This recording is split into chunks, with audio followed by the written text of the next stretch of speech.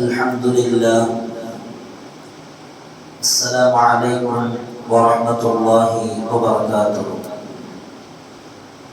الحمد لله. الحمد لله رب العالمين، والعاقبة للمتقين. الصلاة والسلام على أشرف المرسلين وعلى آله وصحبه أجمعين، أما بعد. فقد قال الله تعالى في القرآن العظيم والفرقان المجيد: أعوذ بالله من الشيطان الرجيم، بسم الله الرحمن الرحيم. وأذن في الناس بالحج يأتوك رجالا وعلى كل ضامر يأتين من كل فج عميق. صدق الله العلي العظيم. وقال نبينا وحبيبنا وسيدنا وقرة أعيننا وثمرة فؤادنا محمد رسول الله صلى الله عليه وسلم: من حج ليس له جزاء إلا الجنة. صدق النبي صلى الله عليه وسلم. எல்லா புகழும் புகழ்ச்சியும் ஏக இறைவனாகிய அல்லாஹ் ஒருவனுக்கே உரித்தாவுக. அவனின் சாந்தியும் சமாதானமும் ஈருலக வேந்தர் முஹம்மது ரசூலுல்லாஹ் ஸல்லல்லாஹு அலைஹி வஸல்லம் அவர்களின் மீதும் அவர்களின் அடிச்சுவடை அப்படியே அடிபரடாமல் பின்பற்றிய உத்தம சத்திய சஹாபாக்கள், தாபிஈன்கள், தபஉத் தாபிஈன்கள், நாதாக்கள், சுஹதாக்கள், அவுலியாக்கள், நம் பெற்றோர்கள், உஸ்தாதுமார்கள், மனைவி மக்கள், இங்கே அமர்ந்திருப்பவர்கள், இன்னும் வர இருப்பவர்கள், நம் ஊர்வாசிகள், அயல்வாசிகள், கபர்வாசிகள், உலக முஸ்லிம்கள் அனைவர்களின் மீதும் என்றென்றும் குறைவின்றி நிறைவாக நின்று நிலவட்டுமாக. பிடித்தமான இந்த நாளில், அவருக்கு பிடித்தமான இந்த இடத்தில் அல்லாஹ் நம் அனைவர்களையும் ஒன்று கூட்டியதை போல நாளை ஜன்னத்துல் ஃபிர்தௌஸ் என்னும் உயர்தரமான சுவனத்தில் கண்மணி முஹம்மது ரசூலுல்லாஹ் ஸல்லல்லாஹு அலைஹி வஸல்லம் அவர்களோடு நம்மையும் நம்மை சார்ந்த அத்தனை பேர்களையும் ஒன்று கூட்டியல் புரிவானாக. நோய்கள் அனைத்தையும் ஷிஃபாவாக்கி தந்தல் புரிவானாக. அருமையான சகோதரர்களே, உலக மக்கள் எல்லாம் இறை இல்லம் கஅபா ஷரீஃபை ஹஜ் செய்வதற்காக அவருடைய கட்டளையை ஏற்றவர்களாக உலகத்தின் பல பாகங்களிலிருந்தும் பயணத்தை மேற்கொண்டிருக்கக்கூடிய ஒரு புனிதமான அழகான மாதத்தில் நாம் வீற்றிருக்கிறோம். அல்லாஹ் சுப்ஹானஹு வ தஆலா அவருடைய திரு-இல்லமாம் கஅபா ஷரீஃபை கண்ணால் கண்டு ஆனந்த பெறும் பாக்கியத்தை, ஹஜ்ஜுடைய அமல்களை ஒப்புக்கொள்ளப்பட்ட நிலையில் செய்யும் பாக்கியத்தையும் அல்லாஹ் வாழ்நாளில் நமக்கு பலமுறை தந்தல் புரிவானாக. குர்ஆனில் அல்லாஹ் ஹஜ்ஜை பற்றி சொல்லும் போது, ஹஜ்ஜுடைய மாசங்களை பற்றி சொல்லும் போது, அல் ஹஜ்ஜு அஷ்ஹுரும் மஅலூமாத், ஹஜ் என்பது குறிப்பாக்கப்பட்ட சில மாதங்கள் என்று அல்லாஹ் குர்ஆனில் கூறுகிறார். ஃபமன் ஃபர்ன ஃபீஹின்னல் ஹஜ், அந்த மாதத்தில் யாராவது ஒருவன் ஹஜ்ஜை கடமையாக்கினால் ஃபலா ரஃபஸ வலா ஃபுசூக, சண்டை சச்சரவுகள் இல்லாமல், குழப்பம் செய்யாமல் அந்த ஹஜ்ஜில் ஈடுபடட்டும் என்று அல்லாஹ் இந்த வசனத்தில் கூறுகிறார். அருமையானவர்களே, குர்ஆனுடைய வசனத்தினுடைய போங்கை பார்க்கிற பொழுது ஒரு சந்தேகம் நமக்கு வரலாம். அல் ஹஜ்ஜு அஷ்ஹுரும் மஅலூமாத், ஹஜ் என்பது குறிப்பாக்கப்பட்ட சில மாதங்கள் என்று அல்லாஹ் இந்த ஆயத்தில் குறிப்பிடுகிறார். நமக்கு தெரியும் ஹஜ்ஜுடைய அமல் அது துல்ஹஜ் மாதம் பிறை 8வது நாளில் யௌமுத் தர்வியா என்று சொல்லப்படுகிற அந்த நாளிலிருந்து ஹஜ்ஜினுடைய அமல்கள் துவங்குகிறது. சுமார் 5 நாட்கள் வரையிலையும் நீண்டு நிற்கிற ஒரு கால அளவுதான் ஹஜ்ஜினுடைய அமல்கள். யௌமுத் தர்வியா என்று சொல்லப்படுகிற துல்ஹஜ் மாதம் 8வது நாள் துவங்கி நாம் மினாவில் தங்கி அங்கிருந்து பயணம் செய்த அரஃபாவிற்கு வந்து அப்படியே நம்முடைய அமல்கள் ஹஜ்ஜினுடைய அமல்கள் தொடர்கிறது. ஆனால் குர்ஆனில் அல் ஹஜ்ஜு அஷ்ஹுருன் மஅலூமாத், அறியப்பட்ட குறிப்பாக்கப்பட்ட சில மாதங்கள் என்று அல்லாஹ் குறிப்பிடுகிறானே, என்ன காரணம்? அருமையானவர்களே, இதில் பெரிய குழப்பம் அடைவதற்கு ஒன்றும் இல்லை. ஷவ்வால் பிறை 1லிருந்தே ஹஜ்ஜிக்கான மாதம் துவங்குகிறது. ஷவ்வால் பிறை பெருநாள் அன்று அந்த மாதத்திலிருந்தே அந்த தினத்திலிருந்தே ஹஜ்ஜினுடைய மாதம் துவங்குகிறது. ஹஜ்ஜிக்கான அமல் செய்கிற காலம்தான் துல்ஹஜ் பிறை 8வது நாளிலிருந்து துவக்கம் பெறுகிறது. எனவேதான் இமாம் பெருமக்கள் சொல்லுவார்கள், ஒருவர் ஷவ்வால் பிறை 1க்கு அவர் கஅபாவிற்கு சென்று விட்டார், அவர் முதலில் உம்ராவை முடித்துக் கொள்வார். உம்ராவை முடித்ததற்கு பின்னால் தன்னுடைய உம்ரா ஆடையிலிருந்து தன்னை அவர் விடுவித்துக் கொள்வார். பிறகு ஹஜ்ஜினுடைய நாள் துல்ஹஜ் பிறை 8 வருகிற பொழுது திரும்பவும் அவர் உம்ரா ஆடையை அணிந்து ஹஜ்ஜினுடைய அமல்களில் ஈடுபடுவார். இங்கிருந்து உம்ரா ஆடையை அணிந்து சென்றவர் அங்கு போய் ஹஜ்ஜிற்கான காலத்தினுடைய நீளம் இன்னும் அதிகமாக இருப்பதினால் உம்ரா செய்த ஆடையை களைந்து கொண்டவர் அதிலிருந்து யௌமுத் தர்வியா என்று சொல்லப்படுகிற துல்ஹஜ் 8வது நாள் வரையிலையும் உம்ராவுடைய ஆடையில் இல்லாமல் சுகமாக அவர் தன்னுடைய போக்கை ஆக்கி கொண்டதினால் அவர் ஒரு ஃபிதியாவை, ஒரு தமு, ஒரு ஆடை அறுத்து அவர் பரிகாரம் செய்ய வேண்டும் என்று இமாம் பெருமக்கள் சொல்லுவார்கள். ஆக சுருக்கமாக ஹஜ்ஜினுடைய மாதம் என்பது அது ஷவ்வால் பிறை 1லிருந்தே நமக்கு துவக்கம் பெறுகிறது. ஹஜ்ஜினுடைய கூலி என்ன? ஹஜ் செய்யக்கூடியவருக்கு அல்லாஹ் வழங்குகிற கூலி என்னவென்பதை பற்றி ஸல்லல்லாஹு அலைஹி வஸல்லம் அவர்கள் சொல்லுவார்கள், அல் ஹஜ்ஜுல் மப்ரூர் லைஸ லஹு ஜஸாஉன் இல்லல் ஜன்னah. ஒப்புக்கொள்ளப்பட்ட ஹஜ்ஜை யார் செய்கிறாரோ அவருக்கான கூலி அல்லாஹ்விடத்தில் சுவனத்தை தவிர வேறு எதுவுமே இல்லை. இன்னொரு ஹதீஸில் பார்க்க முடியும், மன் ஹஜ்ஜ ஃபலம் யர்ஃபத் வலம் யஃசுக், ஒருவன் சண்டை சச்சரவுகள் இல்லாமல் குழப்பம் செய்யாமல் நல்ல முறையில் யார் ஹஜ்ஜை செய்கிறாரோ ரஜஅ கயௌமி வலதத்துஹு உம்முஹு, அவன் அன்று பிறந்த பாலகனை போல அந்த ஹஜ்ஜினுடைய அமலிலிருந்து அவன் திரும்புவான் என்பதையும் ஸல்லல்லாஹு அலைஹி வஸல்லம் சொல்லித் தருகிறார்கள்.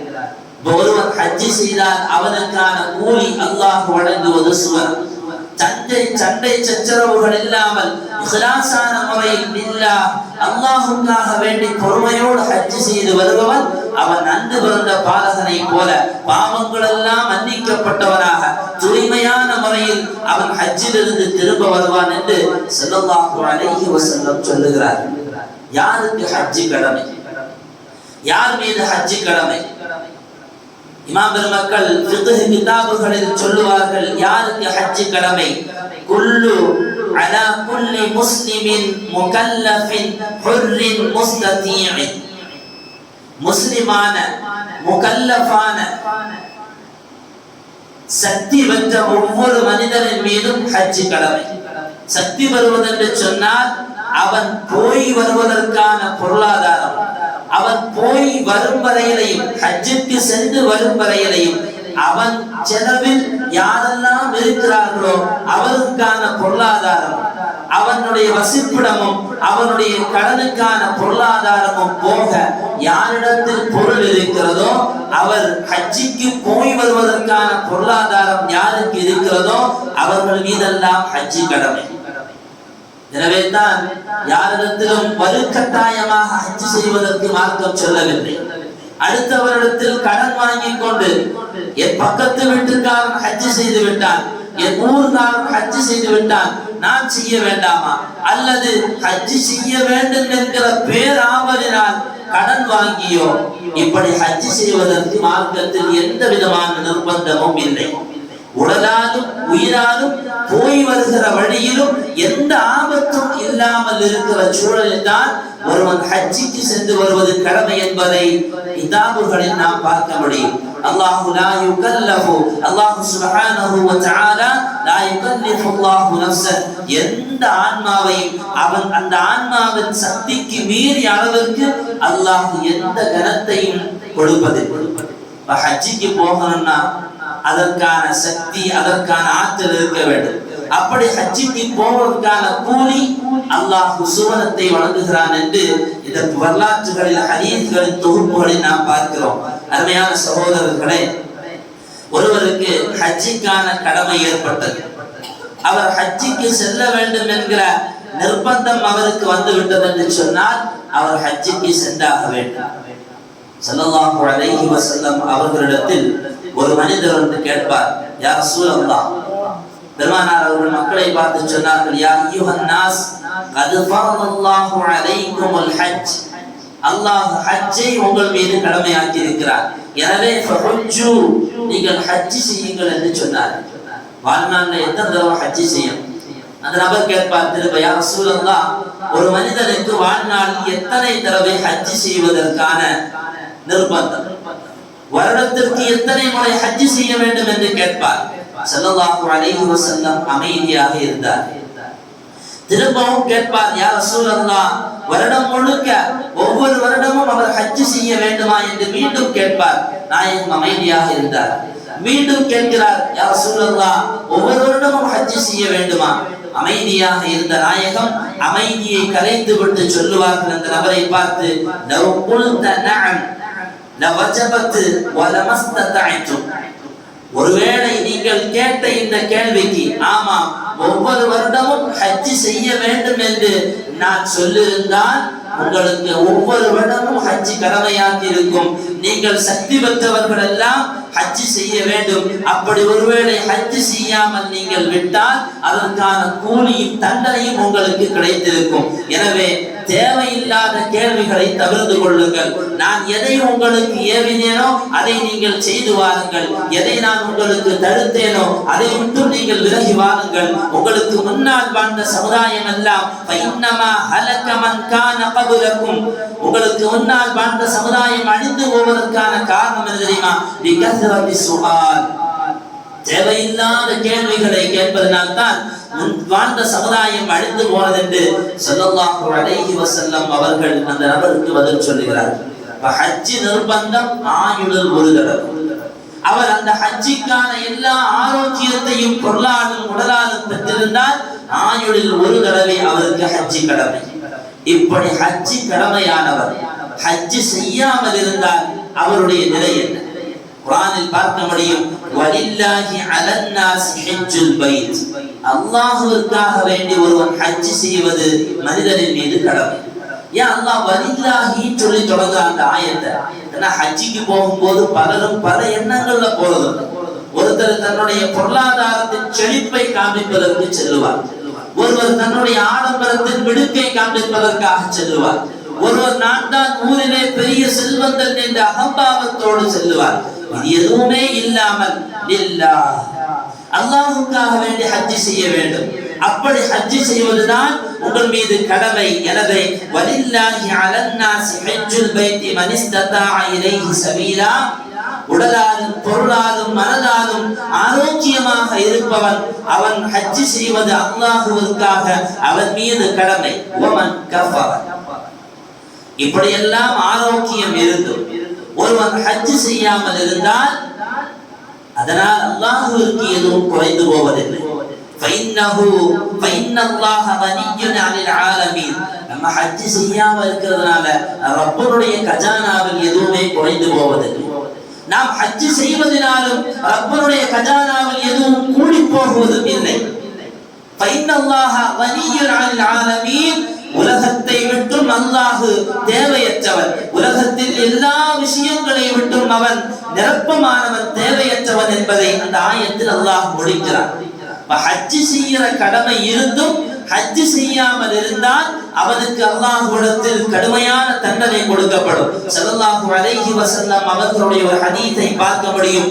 மன் மலக ஸாதன் வ ராஹிலா, ஒருவனுக்கு பொருளாலும் வாகனத்தாலும் போய் வருகிற எல்லா வசதியும் இருந்து வலம் யஹஜ்ஜ, அவன் ஹஜ் செய்யவில்லையானால் ஐயமூத யஹூதியன் அவ் நஸ்ரானியா, அவன் நஸ்ரானியாகவோ யஹூதியாகவோ நெருப்பு வணங்கியாகவோ அவன் மௌத்தாகட்டும் என்று நபிநாயகம் ஸல்லல்லாஹு அலைஹி வஸல்லம் சொல்வதை பார்க்க முடியும். துணையானவர்கள் எவ்வளவு கடுமையான ஒரு வார்த்தை, எவ்வளவு உச்சத்திற்கு போய் நாயகம் பேசியிருக்கிறார்கள். இந்த சமுதாயத்தில் என் மக்கள் எல்லோருமே சுவனத்திற்கு போக வேண்டும் என்ற ஆசை உள்ள படைத்த அருமை நாயகம். ஹஜ்ஜிக்கு செல்லாதவன் அவன் நஸ்ரானியாகவோ யஹூதியாகவோ மௌத்தாகி கொள்ளட்டும் என்று சொன்னார்கள் என்றால் எவ்வளவு தூரம் கவனிக்கப்பட வேண்டிய ஒரு அமல் இந்த ஹஜ்ஜினுடைய அமல். நிறைய பொருள் இருக்கு. நம்முடைய சிந்தனைகள் பூரா உடனே ஒரு ஏக்கர் வாங்கிட வேண்டும், அல்லது உடனே ஒரு வீடு வாங்கி சொந்தமாக்க வேண்டும், ஒரு வீடு இருக்கவே இன்னொரு வீடு வாங்க வேண்டும் என்கிற எண்ணம். ஆனால் ஹஜ்ஜிக்கு போக வேண்டும் என்கிற எண்ணம் இல்லை என்றால் அருமையான சகோதரர்களே, நாளை அல்லாஹ்விடத்தில் அதற்கு பதில் சொல்லியே ஆக வேண்டும். ஹஸனுல் பஸரி ரஹ்மத்துல்லாஹி அலைஹி அவர்கள் சொல்வார்கள், மன் தரக்கல் ஹஜ்ஜ, ஒருவன் ஹஜ்ஜை விட்டு விட்டார், வஹுவ காதிருன் அலைஹி, அவன் ஹஜ் செய்வதற்கு பொருளாலும் உடலாலும் போய் வருகிற பயணத்தாலும் பாதையாலும் எல்லா வகையிலையும் அவன் சுட்டவன், எல்லா வகையிலையுமே அவன் சக்தி படைத்தவன். அப்படி இருந்தும் ஒருவன் ஹஜ் செய்யாமல் இருந்தால் அவன் காஃபிர் என்று சொல்லுகிறார். நாம் ஹஸனுல் பஸரி சாதாரணமான ஆளுநர் இல்லை, ஏதோ சென்ற காலத்தில் வாழ்ந்தவர்களும் அல்ல, அவர்கள் ஒரு தாபிர். அவர்கள் சொல்லுகிறார்கள் அவன் காஃபிராக விடுகிறான். எல்லா வகையிலையும் அவனுக்கு பொருள் இருக்கு. நீ நினைச்சு பாருங்க, ஒருத்தருக்கு ஹஜ் செய்வதற்கான எல்லா பொருளாதாரமும் இருந்து அவர் ஹஜ் செய்வதற்கு மனம் வராமல் இருந்தால் ஒரு வகையாக அவரை மறுப்பதை போன்றுதான் அதற்கு அர்த்தம் அமைந்துவிடும். அப்படித்தானே? ஒரு வகையான மறுப்பை அவர் தெரிவிக்கிறார், தன்னை அறியாமலேயே ஹஜ் செய்வதற்கு அவர் மறுப்பு தெரிவிக்கிறார். எனவேதான் என்று இமாம் ஹஸனுல் பஸரி ரஹ்மத்துல்லாஹி அலைஹி அவர்கள் சொல்கிறார். நிறைய பேர் நினைக்கிறது ஹஜ்ஜினுடைய அமலுங்கிறது ஊர்ல இருக்கும் போது என்னெல்லாம் உலக சம்பந்தமான தேவைகள் இருக்குதோ எல்லாத்தையும் பூர்த்தி செய்ததுக்கு பின்னால ஆக தள்ளாடுற வயசுல இன்னொருத்தர் தேவை நமக்கு இருக்கிற வயசுல ஹஜ்ஜிக்கு போறோம். ஒரு காலத்துல அப்படிதான் ஹஜ் இருந்து நல்ல ஞாபகம் இருக்கு. சின்ன வயசுல எல்லாம் ஹஜ்ஜிக்கு போற ஆட்களை பார்த்தா ஃபுல்லா அப்படியே டிக்கெட் ஃபுல்லா வயசான ஆளா தான் இருக்கும், வயசான ஆட்களா தான் இருப்பாங்க.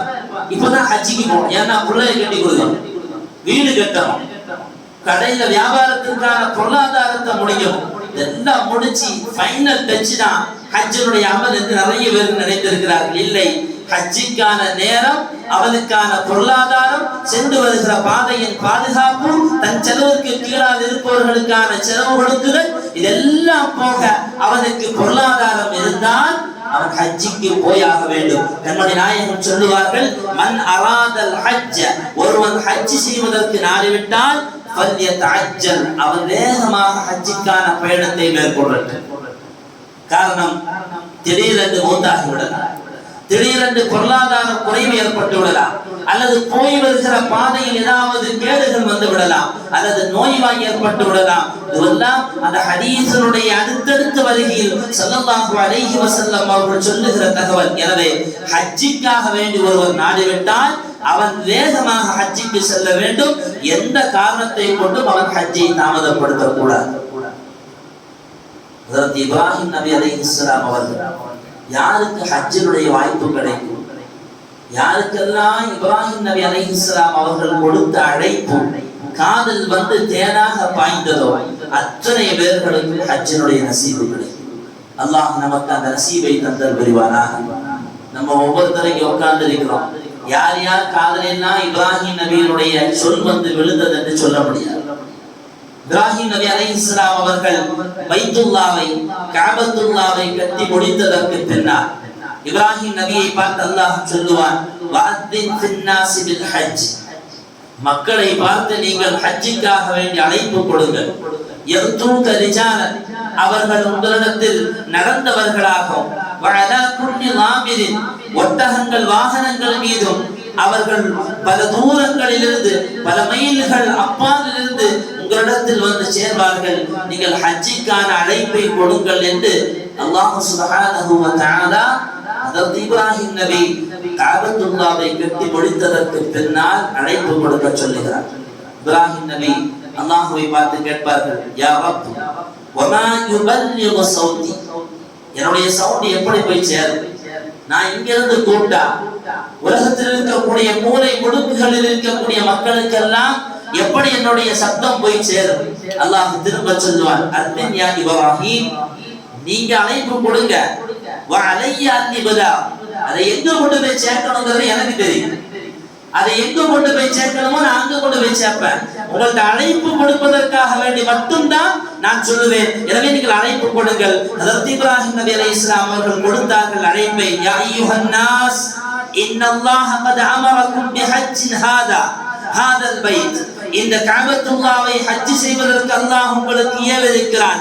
லியுஸீபக்கும் பிஹில் ஜன்னah, இந்த ஹஜ்ஜை நீங்கள் நிறைவேற்றுவதனால் உங்களுக்கு சுவனத்தை அவன் அன்பளிப்பாக கூலியாக தருகிறான். வயஜீர்க்கும் மின் அஸாபின் நார், நரகத்திலிருந்து அல்லாஹ் உங்களை பாதுகாப்பான். எனவே ஃபஹஜ்ஜு ஹாதல் பைத், இந்த கஅபத்துல்லாவை நீங்கள் ஹஜ் செய்வதற்கு புறப்படுங்கள் என்று ஹஜ்ரத் இப்ராஹிம் நபி அவர்கள் கொடுத்த அழைப்பினுடைய விளைவு என்ன தெரியுமா? ஃபஅஜாபஹு மன் கான ஃபீ அஸ்லாமிர் ரிஜாலி வ அர்ஹாமின் நிசாஇ, எந்தெந்த குழந்தைகள் எல்லாம் அந்த நேரத்தில் எந்த தகப்பனுடைய முதுகுத்தண்டில் லுத்ஃபாவாக இருந்தார்களோ, எந்த பிள்ளைகள் எல்லாம் தாயினுடைய கற்பறையில் குழந்தைகளாக உருவம் எடுத்திருந்தார்களோ அத்தனை பேர்களும் பதில் கொடுத்தார்கள், லப்பைக் வஸஅதைக், லப்பைக் வஸஅதைக், இதோ பதில் தந்து விட்டோம், இதோ உத்தரம் தந்து விட்டோம் என்று பதில் கொடுத்த அத்தனை பேர்களுக்கும் ஹஜ் செய்வதற்கான வாய்ப்பு. ஃபமன் அஜாப யௌமஇதின் ஹஜ்ஜன் அலா, யாரெல்லாம் அன்னைக்கு அழைப்பு கொடுத்தார்களோ அவர்களுக்கெல்லாம் ஹஜ் செய்வதற்கான வாய்ப்பு கிடைத்தது. மர்வத்தன் ஃபமர்ரா, ஒரு தடவை அழைப்புக்கு பதில் கொடுத்திருந்தால் அவன் வாழ்நாளில் ஒரு தடவை ஹஜ் செய்கிறான். அவன் 2 முறை ஹஜ்ஜிக்கான அந்த அழைப்புக்கு பதில் கொடுத்திருந்தால் அவனுக்கு வாழ்நாளில் 2 முறை ஹஜ் செய்வதற்கான வாய்ப்பு கொடுக்கிறான் என்று ஹஜ்ரத் இப்ராஹிம் நபி அலைஹிஸ்ஸலாம் அவர்களுடைய அழைப்பினுடைய விளைவை பற்றி, அழைப்பினுடைய பிரதிபலிப்பத்தை பற்றி நாம் பெருமக்கள் இந்த ஆயத்தினுடைய விளக்க உரையில் சொல்லித் தருகிறார்கள். எனவே அருமையான சகோதரர்களே, இந்த ஹஜ்ஜினுடைய வாய்ப்பு இப்ப நம்ம நினைக்கலாம் நம்ம காதுல விழுந்தான் தெரியலையே, இப்ராஹிம் நபி கூப்பிட்டது நமக்கு விழுந்துதான் தெரியலையே. அருமையானவர்களே, துஆவும் ஆசையும் வேண்டும். இப்ராஹிம் நபி அழைத்ததெல்லாம் ஒரு பக்கம் இருக்கட்டும், அல்லாஹ் நசீப தரட்டும். நமக்கு ஆசை, நம்ம ஒரு வீடு வாங்கணும்னு சொன்னா எவ்வளவு முயற்சி பண்றோம், ஒரு வாகனம் வாங்குறதுக்கான எவ்வளவு சேமிப்பை எத்தனை மாத காலமாக நாம் தொடர்கிறோம். அப்படியானால் நமக்கு ஆசையும் முயற்சியும் துஆவும் இருந்தால் அல்லாஹ் அந்த வாக்கியத்தை தருவான். துஆவினால் முடியாத எதுவுமே இல்லை. பெருமானார் ஸல்லல்லாஹு அலைஹி வஸல்லம் அவருடைய ஹதீஸ், இஹ்ரிஸ் அலா மா யன்ஃபஉ, உனக்கு பிரயோஜனம் தர விஷயத்துல நீ பேராசையா இரு. வஸ்தஈன் பில்லாஹ், நீ அல்லாஹ்ட்ட அந்த விஷயமா உதவி கேட்டுட்டே இரு. வலா தஅஜஸ், நீ எப்பவுமே கோழையா போயிடாத. அல்லாஹ் தருவானா தரமாட்டானா நினைச்சு நீ எப்பவுமே சோழையா போயிடாத. வைன் அஸாபக ஷைஉன், ஒருவேளை நீ கேட்ட விஷயம் உனக்கு கிடைத்தால் ஃபலா தகுல் லவ் அன்னி ஃபஅல்து கான கதா வ கதா, நான் கேட்டிருந்தா இப்படி கேட்டிருக்கலாமோ அப்படி கேட்டிருக்கலாமோன்னா சொல்லாம நீ அல்லாஹ்வுடைய புறத்திலிருந்து அவன் நாடியதனால் உனக்கு கிடைத்தது என்று பேசிக்கொள். நீ அல்லாஹ்ட்ட கேட்கிற விஷயத்துல தயக்கம் காட்டாதே என்று ஸல்லல்லாஹு அலைஹி வஸல்லம் அவர்கள் சொல்கிறார். சுலைமான் நபி அலைஹிஸ்ஸலாம் அவர்கள் ஒரு நபி, அவங்களுடைய ஆசையை குர்ஆன் நமக்கு சொல்லித் தருகிறது. அல்லாஹ்ட்ட கேட்டாங்க, யா அல்லாஹ், எவ்வளவு பெரிய ஆசையா இருந்தாலும் சரிதான், எவ்வளவு மலை போன அல்லது கிடைக்குமா இந்த உலகத்தில் என்கிற எண்ணம் இருந்தாலும் சரிதான், ரப்பிட்ட கேட்கறதுல எந்த விஷயத்திலையும் தயக்கப்பட வேண்டிய தேவையில்லை. சுலைமான் நபி தெரிஞ்சிருந்தா கேட்டாங்க, யா அல்லாஹ் ரப்பி, எனக்கு நீ பாவ மன்னிப்பு தா, வஹப்னி முல்கன், எனக்கு ஒரு ஆட்சி அதிகாரத்தை தா. அது எப்படிப்பட்ட ஆட்சி தெரியுமா? லா யம்தரி லிஅஹதின் மின் பஅதி, எனக்கு பின்னால நீ அப்படி ஒரு ஆட்சி அதிகாரம் யாருக்குமே நீ கொடுத்திருக்க மாட்டாய். சுலைமான் நபியுடைய வரலாறை படிக்க படிக்க சுவாரஸ்யமான நிறைய தகவல்களை நாம் படித்துக் கொண்டே போகலாம். ஜின்களுடைய ஆட்சியை பெற்றார்கள், ஜின்களை ஆட்சி செய்கிற வல்லமையை பெற்றார்கள், எல்லா விலங்கிடத்திலும் பேசக்கூடிய ஆற்றலை படைத்தார்கள். கடலில் இருந்து வந்த திமிங்கிலம் பேசியதா இல்லையா? சுலைமானே, இவ்வளவுதான் உணவா? என் ரப்பு ஒரு நேரம் கொடுக்கிற உணவுக்கு பாதி ஆகாதே என்றார். அந்த திமிங்கலம் பேசியதா இல்லையா? இப்படி சுலைமான் நபி, யா அல்லாஹ் லா யம்பகி லிஅஹதின் மின் பஅதி, எனக்கு பின்னால நீ யாருக்குமே கொடுத்திருக்க மாட்டா, அப்படி ஒரு ஆட்சி அதிகாரத்தை எனக்கு நீ தா. இன்னக அன்தல் வஹ்ஹாப், நீ ஒண்ணு கஞ்சன் இல்ல ரப்பே, நீ பெரிய கொடையாளி, நீ பெரிய செல்வந்தன் என்று அதற்கு சுலைமான் நபி அலைஹிஸ்ஸலாம் அவர்கள் அல்லாஹ்விடத்தில் கேட்ட கேள்வி, அல்லாஹ்விடத்தில் கேட்ட துஆவின் பிரதிபலிப்பு இன்னும் சுலைமான் நபியை பேசுகிறோமா இல்லையா? வரலாற்றில் ஆச்சரியமான ஒரு வரலாறு படைத்தவர்கள் என்று அவர்களை பேசுகிறோமா இல்லையா? எதனால் கிடைத்தது? ஆசை, அவர்களுடைய முயற்சி, அல்லாஹ்விடத்தில் கேட்ட துஆ. அருமையான சகோதரர்களே, அப்படி நாம் அல்லாஹ்விடத்தில் துஆ செய்கிற பொழுது அல்லாஹ் சுப்ஹானஹு வ தஆலா நாம் கேட்கிற எந்த ஹலாலான நாட்டத்தையும் நமக்கு நிறைவேற்றி தருவார். ஒரே ஒரு நிகழ்வை சொல்லி நான் முடிவுக்கு வருவேன். ஒருவர் ஜித்தாவுடைய பறந்து விரிந்த அந்த விமான தளத்தில் அமர்ந்திருக்கிறார். அவருடைய பேர் சயீத். இந்த ஹஜ்ஜினுடைய விஷயமாக படிக்கிற பொழுது அரபி தொகுப்பில் ஒரு விஷயத்தை, இப்படி ஒரு தகவலை படிக்க முடிந்தது. அவர் பேரு சயீத். அவர் அந்த ஹஜ்ஜினுடைய சர்வதேச அந்த ஜித்தாவுடைய விமானத்தில் அமர்ந்திருக்கிற பொழுது அவர் பக்கத்துல இன்னொருத்தர் ஹஜ்ஜி செஞ்சவர் வந்து உட்கார்ந்து இருக்கார். ரெண்டு பேரும் அப்படி மாறி மாறி பார்த்து உட்கார்ந்து இருக்கிறாங்க. விமானத்தை எதிர்பார்த்தவர்களாக, இன்திவாருல் பித்தா, அவர்கள் விமானத்தை எதிர்பார்த்தவர்களாக அங்கே உட்கார்ந்து இருக்கிறார். இப்ப ரெண்டு பேரும் மாறி மேல் பேசுறாங்க, உரையாடல் நடக்குது. அப்ப அந்த வந்தவர் கேட்கிறார், சொல்றாரு, நான் இதுவரைக்கும் 10 ஹஜ்ஜி செஞ்சிருக்கேன் அப்படின்னாரு. வந்து அந்த பக்கத்துல உட்கார்ந்த அந்த சயீத் என்ற அந்த நபருக்கு பக்கத்துல வந்து உட்கார்ந்தவர் சொல்லுவார், நான் 10 ஹஜ்ஜி செஞ்சிருக்கிறேன் அப்படின்னாரு. உடனே சயீத் அவர்கள் துஆ செய்கிறார்கள், ஹஜ்ஜம் மப்ரூர் வ ஸஅயம் மஷ்கூர் வ தம்பம் மக்ஃபூர். அல்லாஹ் உங்களுடைய ஹஜ்ஜையும் நம்முடைய ஹஜ்ஜையும் ஒப்புக்கொள்ளப்பட்டதாக, கூலி வழங்கப்பட்டதாக, பாவ மன்னிப்பு தரப்பட்டதான நல்ல ஹஜ்ஜா அல்லாஹ் ஆக்குவானாக என்று அந்த சயீத் என்கிற அந்த ஹாஜியார் துஆ செய்கிறார். இப்ப இவர் திரும்ப கேட்கிறார், நீங்க எத்தனை ஹஜ்ஜி செஞ்சிருக்கீங்க அப்படின்னு சொல்லி. இவர் சொல்றாரு, என் ஹஜ்ஜி கதையெல்லாம் கேட்டா ரொம்ப நேரம் இங்க கேட்க வேண்டியிருக்கும் அப்படின்னு சொன்ன உடனே அவர் சிரிக்கிறார். அந்த சயீதுங்கிற ஹாஜியார் சிரிக்கிறார். உடனே இவர் திரும்பாது, என்ன அவங்களுடைய கதை சொல்லுங்களேன், இன்னும் நமக்கு விமானம் வர்றதுக்கான நிறைய டைம் இருக்கு, உங்க கதையை கொஞ்சம் கேட்போமேங்கிறார். அப்ப இவர் சொல்றாரு கதையை, நான் ஒரு பிசியோதெரபி டாக்டர். நான் வந்து ஒரு தனியார் மருத்துவமனையில் வேலை பார்க்கிறேன். நான் 30 வருஷ காலமாக ஒரு தனியார் மருத்துவமனையில் வேலை பார்த்து என்னுடைய வேலை நிறைவு பெறுகிற பொழுது என்னுடைய ஆயுளில் நான் அதிகமாக நினைத்து வாழ்ந்தது, கஅபாவை தரிசிக்க வேண்டும், ஹஜ் செய்ய வேண்டும், கண்மணி நாயகத்தினுடைய ரௌதாவை சந்திக்க வேண்டும் என்பது என்னுடைய பெரிய அவாவாக, என்னுடைய நாட்டமாக அது இருந்தது. எனவே என்னுடைய 30 ஆண்டு காலங்கள் சர்வீஸுக்கு பின்னால் நான் ஒரு தொகையை வாங்கி ஹஜ்ஜிக்கான ஏற்பாடு செய்ய வேண்டும் என்று சொல்லி நான் பணிபுரிந்த அந்த மருத்துவமனைக்கு சென்றேன். அங்கே சென்று அந்த பணத்தை வாங்குவதற்காக ஹிசாப் அந்த மேலாளரிடத்தில் சென்று, கணக்கு பார்க்கக்கூடிய அந்த மேலாளரிடத்தில் சென்று நான் இந்த தகவலை சொல்லி பணத்தை வாங்கி பாக்கெட்டில் வைத்தேன். நான் திரும்புகிற பொழுது அந்த மருத்துவமனையில் என்னிடத்தில் பிசியோதெரபி மருத்துவம் செய்து கொண்ட ஒரு சிறுவனுடைய தாயாரை பார்க்கிறேன். அந்த தாயார் அங்கிருந்து கவலையோடு திரும்ப செல்வதை பார்த்து நான் அவர்கிட்ட கேட்டேன், ஏன் அப்படி திரும்பி போறீங்க, என்ன ஆச்சு? இல்ல, எங்களுக்கு இனிமே மருத்துவம் வேண்டாம். அவர் கேட்கிறாரு திரும்ப, என்னுடைய மருத்துவத்துல ஏதாவது உங்களுக்கு, நான் இவ்வளவு நாளா மருத்துவம் செஞ்சதுல உங்களுக்கு ஏதாவது பொருத்தம் இல்லாமல் இருக்குதா, திருப்தி இல்லாம இருக்குதா? இல்ல, அதெல்லாம் ஒண்ணும் இல்லை, நான் இங்கிருந்து கிளம்புறேன். அந்த மாதிரி கிளம்புறான். இந்த தகவலை எல்லாம் அந்த பக்கத்தில் இருக்கக்கூடிய ஹாஜியார் இடத்துல இந்த சயீத் என்கிற ஹாஜியார் சொல்லிக் கொண்டிருக்கிறார்.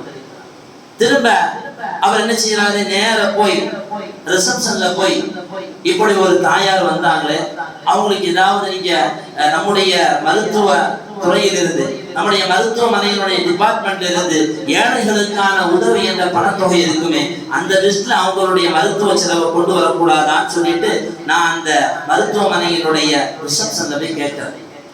அப்ப அங்க இருக்கக்கூடியவர், அந்த முதீர் மேனேஜர் அதை மறுத்து பேசுகிறார். இல்லை, அதெல்லாம் முடியாது, இது தனியார் மருத்துவமனை, வலைசத்து ஜமீயத்தன் கைதியத்தன், இது ஒரு தொண்டு நிறுவனம் இல்லை, அதனால அப்படிலாம் உதவி செய்ய முடியாது, பணம் தந்தால் மட்டும்தான் இங்கே மருத்துவம் செய்ய முடியும் என்று அவர் மறுத்து பேசிவிட்டார். நான் கவலையோடு அந்த தாயாருக்கு பக்கத்தில் வந்தேன். அந்த தாயிடத்தில் போய் என் பாக்கெட்ல இருக்கக்கூடிய நான் ஹஜ்ஜிக்கு செல்வதற்காக வேண்டி மொத்தமாக வாங்கிய அந்த பணத்தை வானத்தை உயர்த்தி கண்ணை உயர்த்தி வானத்தை பார்த்து அல்லாஹ்விடத்தில் துஆ செய்தேன். அல்லாஹும்ம அன்த தஅலமு பிமக்னூனி நஃப்ஸி, யா அல்லாஹ் என்னுடைய உள்ள கடங்கை நீ அறிந்தவன். வ தஅலமு அன்னஹு லா ஷைஅ அஹப்பு இலா கல்பி மின் ஹஜ்ஜி பைத்திக வ ஸியாரத்தி மஸ்ஜித் நபியிக. யா அல்லாஹ் என்னுடைய வாழ்நாளில் உன்னுடைய இல்லத்தை தரிசிப்பதும் உன்னுடைய ஹபீபுடைய இல்லத்தை தரிசிப்பதை விடவும் என்னுடைய உள்ளத்தில் ஆசையாக வேறு எதுவுமே இல்லை.